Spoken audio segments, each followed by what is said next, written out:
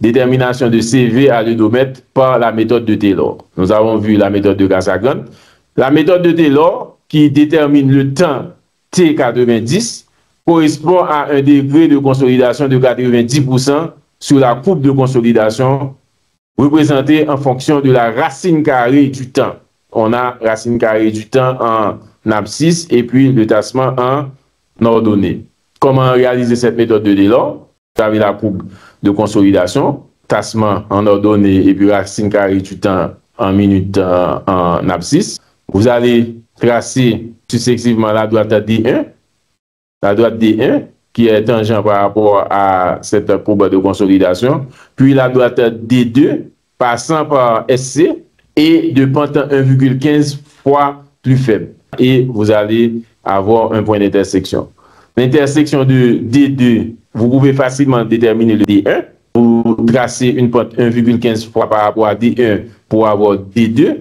Une fois trouvé D2, on fait l'intersection de D2 avec la courbe et ça va nous donner la racine carrée de temps T90. Une fois avoir la racine carrée, on peut déterminer de T90. Et ensuite, on peut appliquer la méthode de Taylor CV qui est égale à 0,848 D carré sur T90. Que représente 0,848 dans cette formule?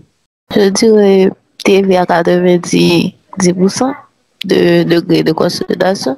Il suffit d'aller dans le graphe pour pouvoir déterminer à 90%. Vous aurez 90%, c'est entre 88,7 et 91. Vous aurez 0,800, 0,900.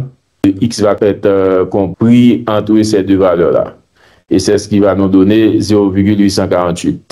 Le D, la distance de drainage de l'éprouvette, donc il va être égal à l'épaisseur de l'éprouvette si le drainage se fait d'un seul côté, et est égal à la moitié si l'éprouvette est drainée par ses faces supérieures et inférieures.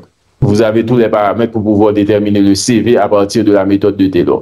Vous avez des ordres de grandeur de CV. Pour les carolinites, l'intervalle pour CV. Pour les ilites, l'intervalle de CV. Pour les montmorionites, l'intervalle pour CV également. Pour les argiles sableuses, CV de l'ordre de 10 puissance moins 7. Pour les limons, vous avez des CV jusqu'à 5 10 puissance moins 6.